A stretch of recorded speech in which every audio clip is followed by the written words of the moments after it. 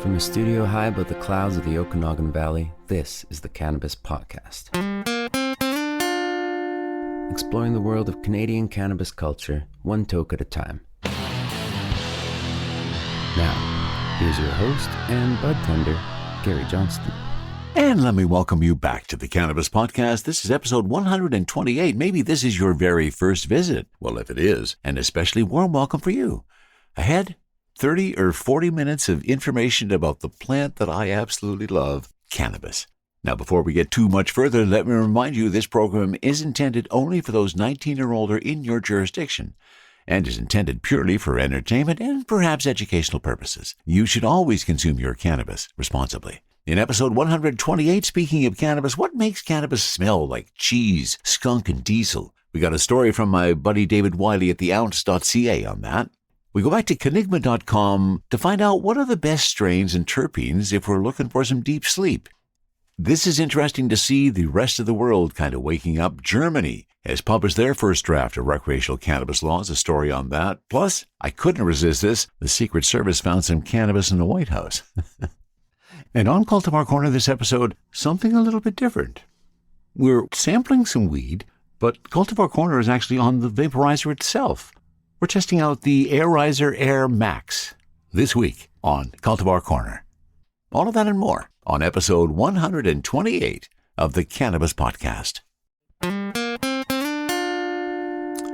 And before we dive into the details of this episode, it's time for a personal moment. As I have done since starting the podcast back 4.5 years ago, when something happens in my personal life, I'd like to share it with you. Well, guess what? I have been a little reticent in sharing a really big news story in my personal life. It happened almost a month ago. In fact, it was June 28th. That's when, and you will recognize the players, my son Ian, who of course is responsible for the Cultivar Corner jingle and my introduction in the show, my daughter-in-law Christine, who you heard many stories about in our driving adventures when she was buying me some weed as I was teaching her driving. And Christine also responsible for the artwork and the logo for the Cannabis Podcast. Well, Ian and Christine had a baby. On June 28th this year, we welcomed our first grandson, Emil Allen. What a cute little guy. And it is so cool having them here, so we get to experience a lot of interaction with them as new parents, with Emil as he grows and becomes an actual baby rather than just this blob. So cool. I had to share it with you. Help me welcome Emil to the world. Our first story of the day with the odd one. I just had to put this in because it is just... I mean, you knew it was going to happen. In fact, it's probably been happening for years. They just haven't noticed. This is a story from 420intel.com. The Secret Service finds cannabis in the White House. The news comes on the heels of finding cocaine in the West Wing. The Secret Service Uniform Division confirmed Thursday that it had discovered marijuana in the White House twice last year. What happened? A couple of hours after the agency closed its investigation into cocaine discovery in the White House, it revealed another discovery of a federally illegal substance. This time around, it was cannabis. Per the Secret Service Uniform Division, small amounts of marijuana were found on 2 occasions in 2022, June and September, at a checkpoint. Secret Service told the National Review in a statement Thursday. No one was arrested in these incidents because the weight of the marijuana confiscated did not meet the legal threshold for federal charges for D.C. misdemeanor criminal charges, as the District of Columbia had decriminalized possession. The marijuana was collected by officers and destroyed, the agency added. Per the report by Fox News Digital, the amount discovered both times was less than 0.2 ounces. That's a pretty small amount of marijuana as a sidebar. On Thursday, the agency also confirmed that it had closed its investigation into cocaine discovery without identifying a suspect. This was not welcomed by some Republican lawmakers, such as Georgia Rep. Marjorie Taylor Greene, who wrote, "With all the drug testing tools available, a list of approximately 500 people, surveillance cameras, fingerprints, and more, the Secret Service is ending their investigation on who brought cocaine in the White House with 0 suspects." Well, we'll leave the rest of that comment aside because we're definitely not going into politics on this podcast. Cannabis discovered in the White House? I mean, let's be honest. It's probably been in there a lot more with those tourists strolling on through. Who knows, somebody may have just tossed a joint as they walked by. There you go. I just had to cover that story because as soon as I saw the headline, I thought it was interesting. From the cannabis-infused studio in the clouds, this is the Cannabis Podcast. There is another thing that I have been a little reticent about, and that is recognizing a name change that probably happened a while ago, but I just truly discovered it as I was preparing for this episode. That's in relation to my buddy David Wiley, who back when legalization happened, he started OkanaganZ.com, a marijuana media empire. And I have been referencing David's and stories at OkanaganZ.com on many, many episodes of the Cannabis Podcast. David, I'm sorry. I forgot that you made the change to the ounce.ca. I realize that now. So all future references to any stories from David and his site will be to the ounce.ca, as in the reference for the story we're going to do today. Now, this is a special to the OZ at the ounce.ca, and we're talking about what makes cannabis smell like cheese, skunk, and diesel. And this was written by Mariana Wolf. By now, most cannabis enthusiasts have become familiar with the names and roles of terpenes commonly found in cannabis.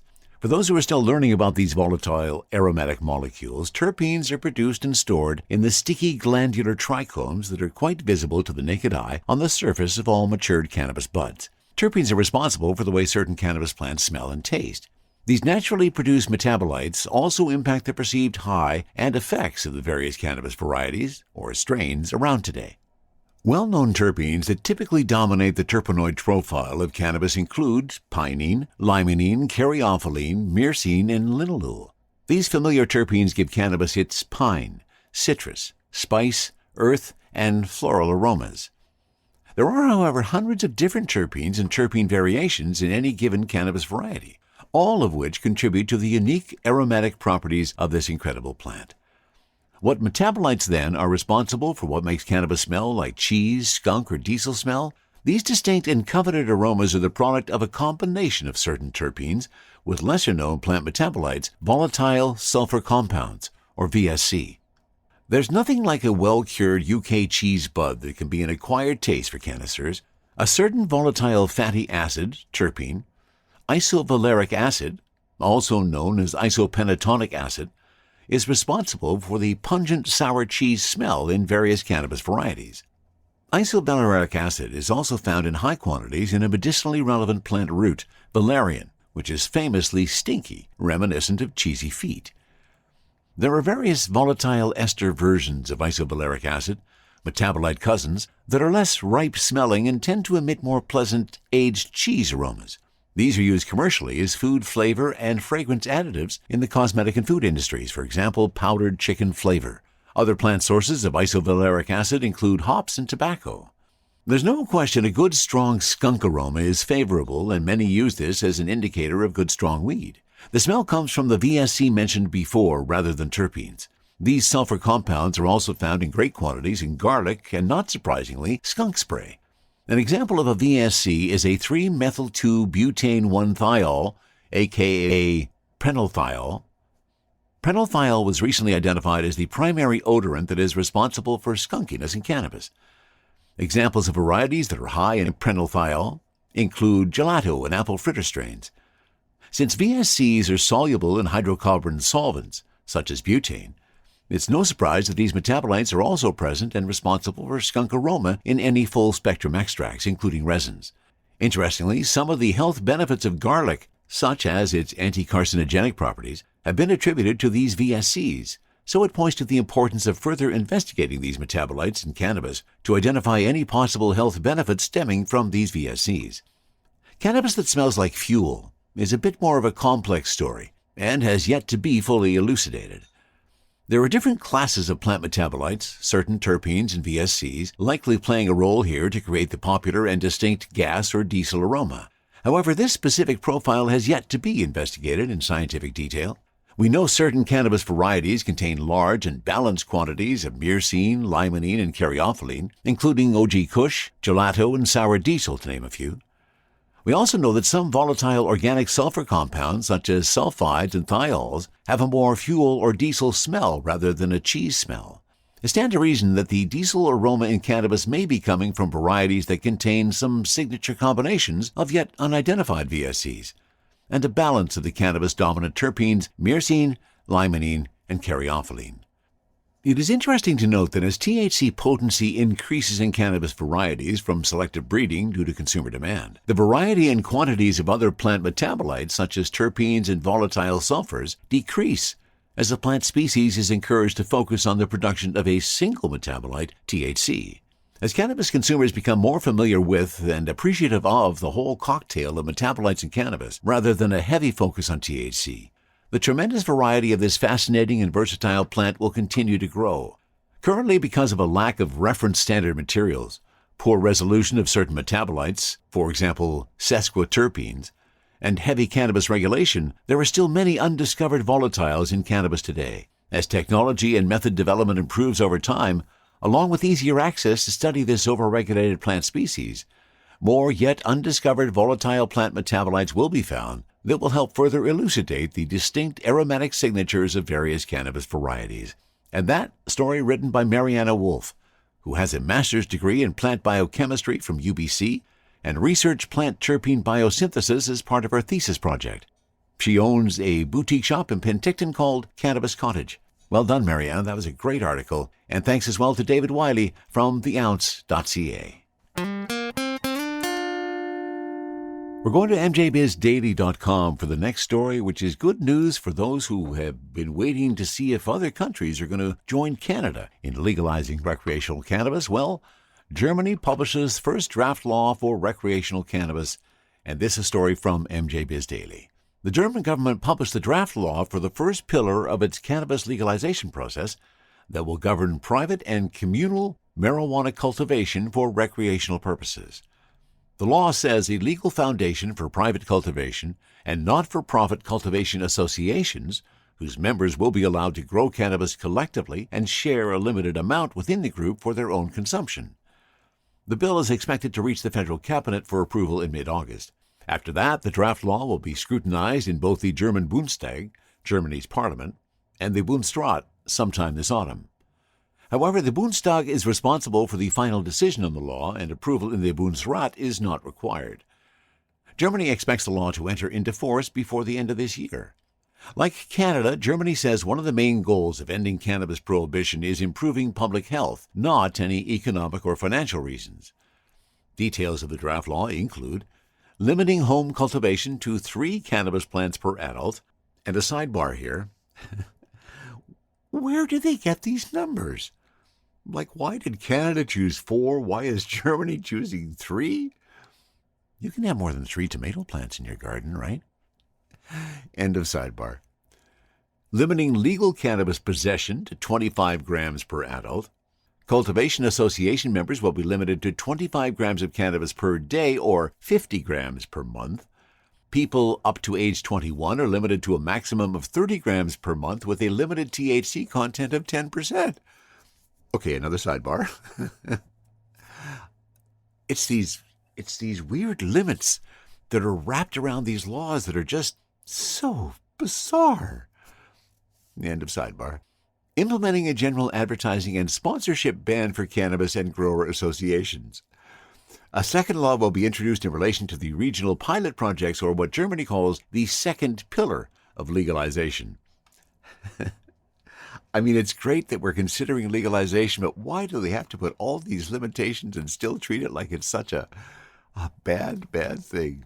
But hey, Germany is on the way. Could be legal in Germany before the end of the year. THC, CBD, terpene profiles, what's in me? Oh, please explain to me. Cultivar Corner, Cultivar Corner, oh yeah. Cultivar Corner, please explain this stuff to me. One of the things I get asked a lot about on the podcast is all the different ways there are to consume, and I guess more specifically, all the different ways there are to smoke or alternate to smoke. If you listen to the podcast at all, you're well aware that I'm a big fan of vaporizers, that I have used vaporizers for a number of years, and in fact usually feature them on Cultivar Corner. You've probably heard me refer to my Crafty Plus many times during various Cultivar Corners. And I guess all my discussion about vaporizers, and one particular type of vaporizer, intrigued some people who were listening to the podcast. In fact, I heard from Jillian from Arizer. Arizer is a Canadian-made vaporizer company. They have a cool line of vaporizers, right from a desktop all the way to a portable. And Jillian was intrigued by listening to my discussion about vaporizers and offered an opportunity for me to try a couple. So this, I guess we're still going to call this a Cultivar Corner, but it's more, I'm going to have to maybe come up with a new jingle, talk to my son Ian. And maybe now it's accessory corner or accessory table or something like that. Because in essence, this is going to be a review or my initial impressions of the Arizer Air Max, which is a portable, big, honkin', stinking battery on this guy. This is going to last for a long, long time. Now, I have charged it up yesterday, used it a little bit last night, have not charged it again prior to today. So I'm going to turn it on, and let's see whether I've still got the power to do what I want to do. That would be rather embarrassing if I needed to recharge it before I actually use it. So it's a very small and compact device, is the Air Max from Arizer. And let me give you some of the marketing material that's in my manual before we dive into it too big. In fact, I may have to pull up the website to get you a better description. And by the way, if you go to the website for Arizer, which is arizer.ca, you can get 10% off.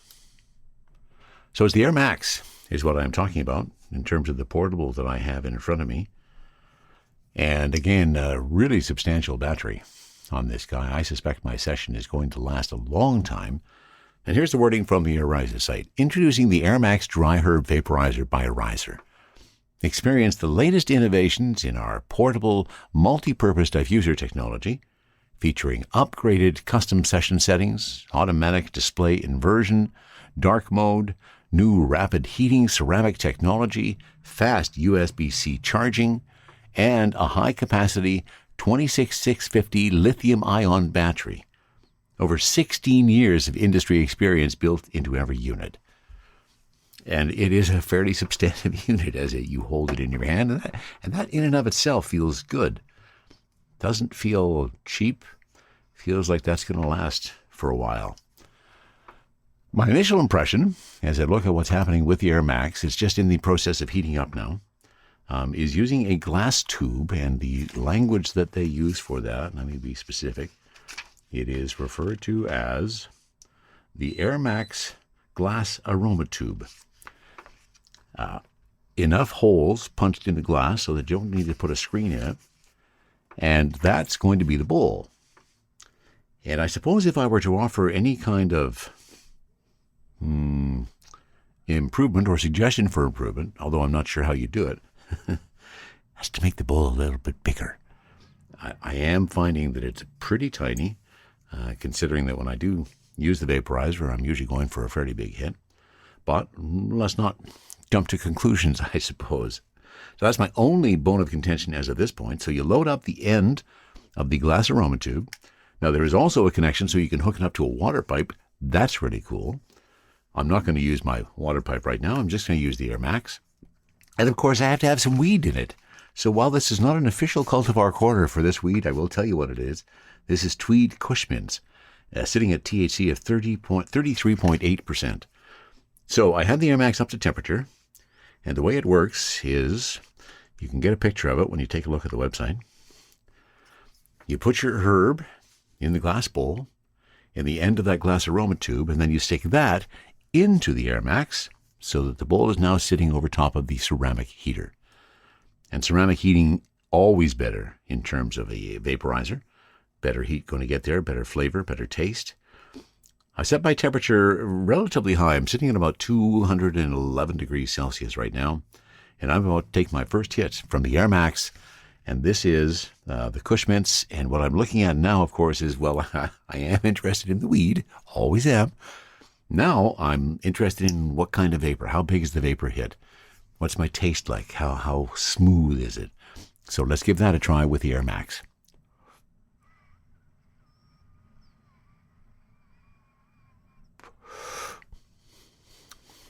Oh, lots of vapor. Nice taste profile. The weed I'm looking at is a Kush Mints hybrid. Terpenes sitting at about 2.57, so I'm expecting a fair amount of flavor off of this guy.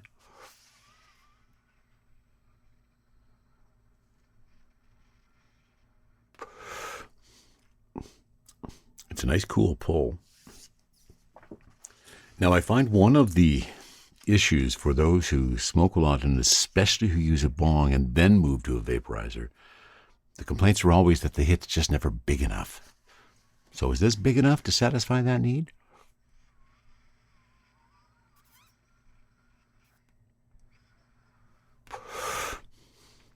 There's a fair amount of vapor coming off of that. And very tasty too. You can pick up some of the mint in that, some of the earthiness.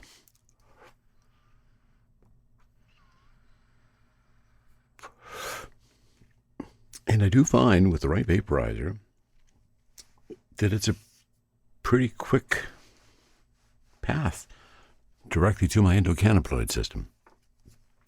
And I am getting a buzz off of this fairly quickly. Of course, unlike a typical cultivar corner, where I'm not reviewing the weed, I would have a joint going as well as the vaporizer. But it would be kind of silly to have two vaporizers going. Maybe actually I should do a taste comparison between the two, perhaps for a later date. I love the controls, very simple on the Air Max. There's really only 3 buttons on it. Uses USB-C to charge. That's where so many things are going these days. And that's really cool as well. Let me give you the whole lowdown of what you get when you pick up the Air Max kit. And you are going to get yourself, well, actually, I don't want to read the Spanish. I could try, but it would probably not be very enjoyable for you. Just like it wouldn't be really enjoyable for me. So what's included? Well, you get the one Air Max portable micro heater. That's a big piece of metal I got in my hand here. The Air Max battery, the Air Max USB-C charger power adapter. Not only does it include the cable, but it includes a plug so you can plug it in as well. The Max Glass aroma tube, the Air Max frosted glass aroma tube, that's the one you connect to your water pipe. The Air Max glass aroma dish, so you can also use this as an aromatherapy little bowl. Put your whatever you want in terms of your herbs, I guess, if it's not going to be cannabis. The 2 Air Max silicone stem caps, so they include these little travel tubes, these plastic travel tubes to hold the glass tubes in, which is a really good idea, because I'm bad, especially in my environment here. My cement floor has smashed a lot of glass over the years, and it probably will continue to do so. So those are cool caps, or cool pieces of those plastic tubes. Then you get a stainless steel stirring tool, the stainless steel filter screens, a sample aromatic botanicals, and the owner's manual, which I hold in my hand here.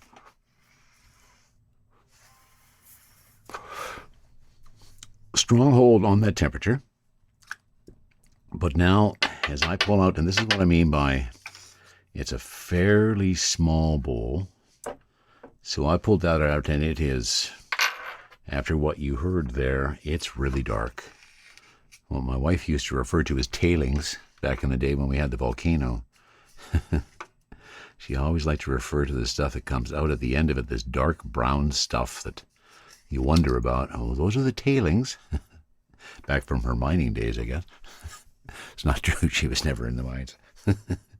So this is going to be, now I probably don't need it because quite frankly, I am feeling a pretty good buzz off of that. But just to be thorough, I have filled up the bowl again. I haven't changed the temperature. Temperature has been set. Temperature has been steady.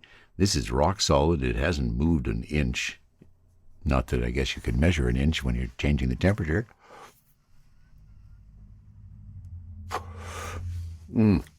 But it is a nice flow.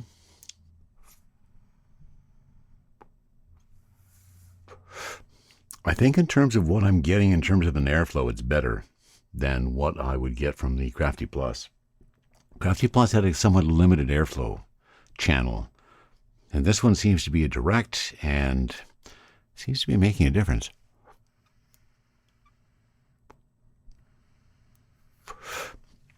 And the other nice thing about this, it's a pretty good price point. Compared to a lot of products that are out there, all of the Arizer product line is set pretty good from a price perspective. And of course, it is so cool that they are also a Canadian company. Air Max. I think I'm a fan.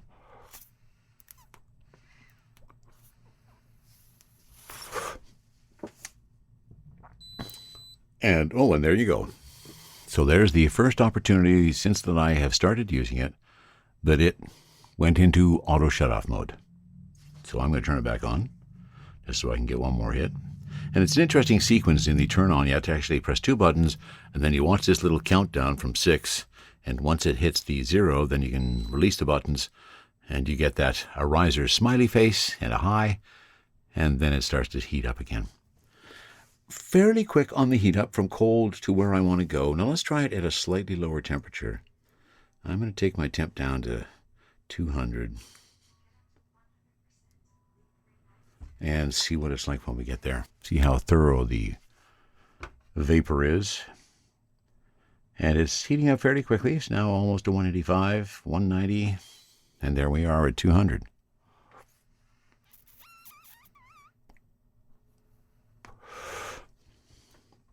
Now more flavor at a lower temperature, and that's always one of the risk-reward pieces of a vaporizer. How high do you drive it so you get lots of good vapor, but low enough that you're still getting a lot of those flavors. In fact, I'm going to drop this down a little bit. I'm going to take it down to 190, and I'm going to see if the flavor profile changes a great deal. We'll see how quickly. There you go. It's now cooled down to 190.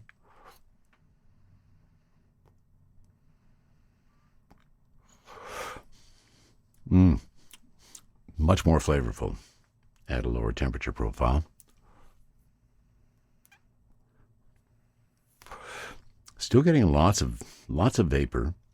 Now, when I say lots of vapor, I'm not one of those people looking for it. Those absolute clouds of vapor you see coming out of somebody's car window when they got their tobacco vaporizer going, just amazingly huge clouds. I'm not into that. That doesn't, to me, say that I've gotten a really good hit. What says to me I got a really good hit is I can taste it, I can see a bit of the vapor, and more importantly, I'm getting high from the vapor.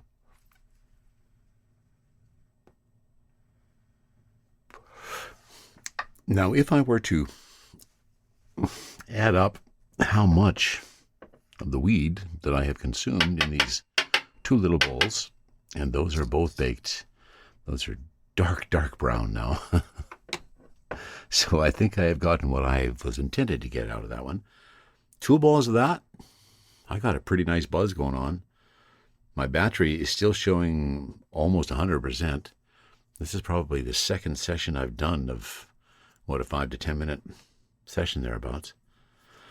The Arizer Air Max. Check out the website. You can find out the price for you. It's a pretty good price point for a portable vaporizer of that much power. And based on what I've seen so far, I suspect you could take this away. And if you had a little stash with you, you could keep going all afternoon and get a pretty good buzz going every few minutes with this guy. I'm impressed. I like it. Easy to clean, accessible. All of the parts accessible, so cleaning is easy. In fact, I just did it. That's the Air Max from Arizer. I think I'm liking it. Sharing stories about good weed while trying good weed. This is the Cannabis Podcast.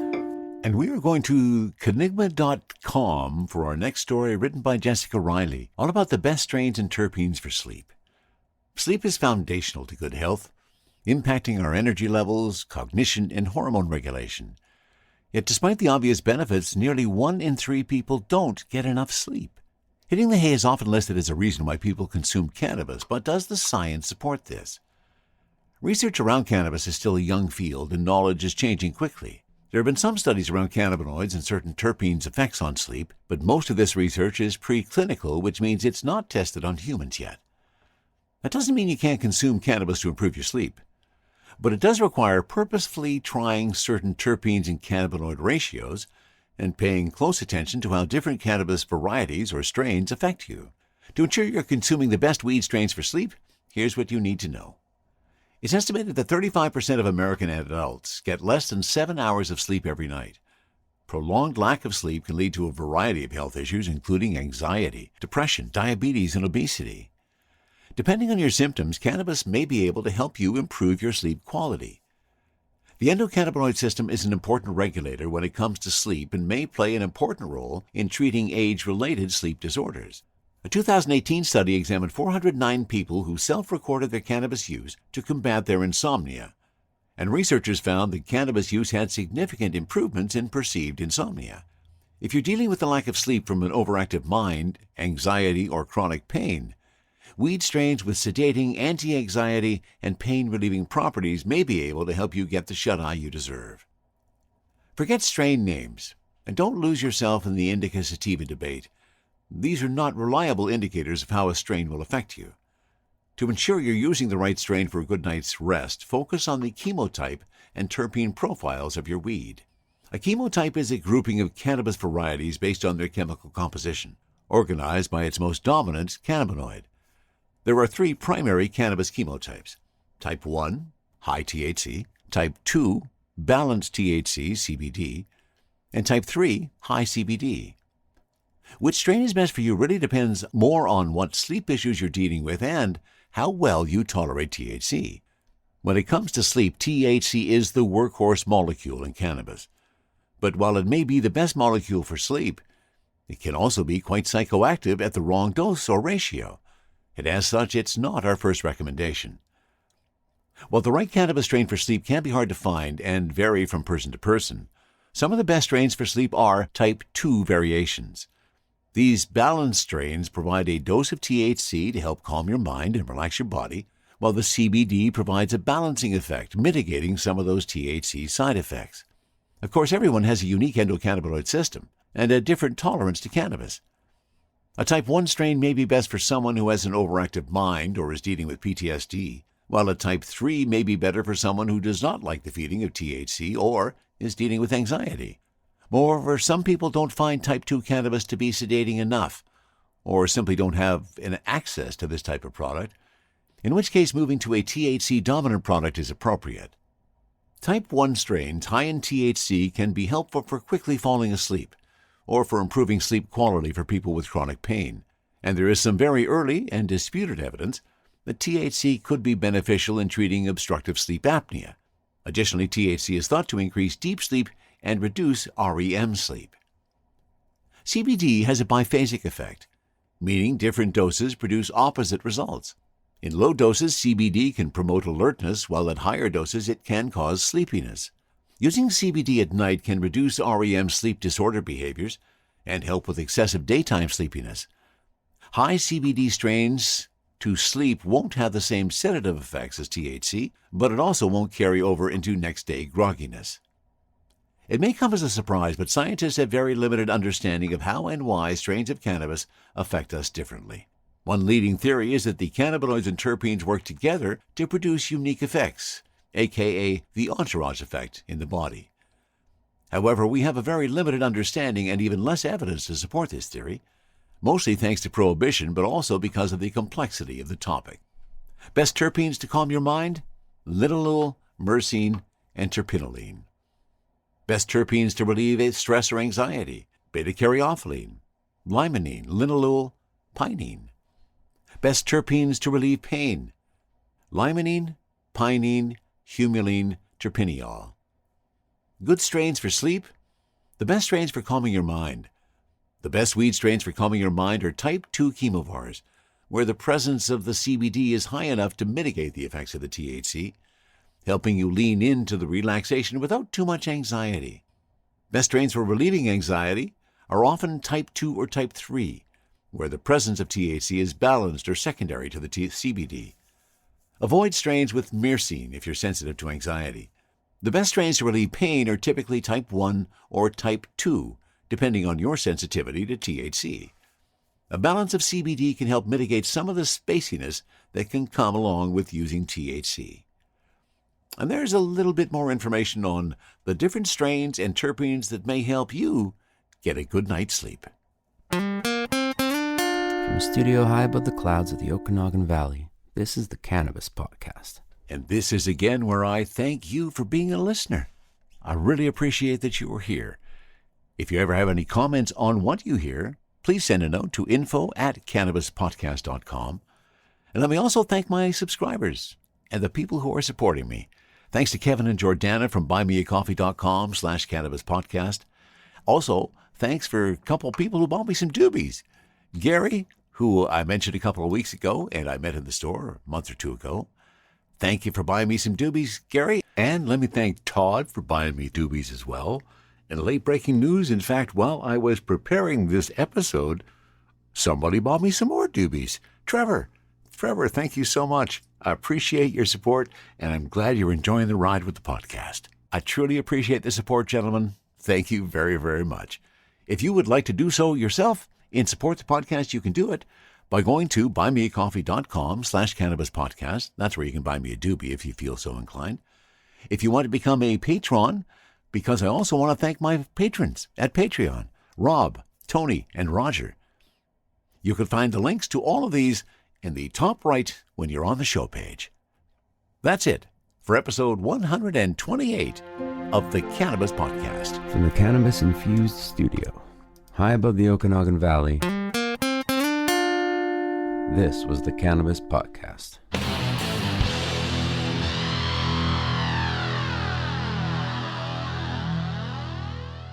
Thanks for listening to today's show.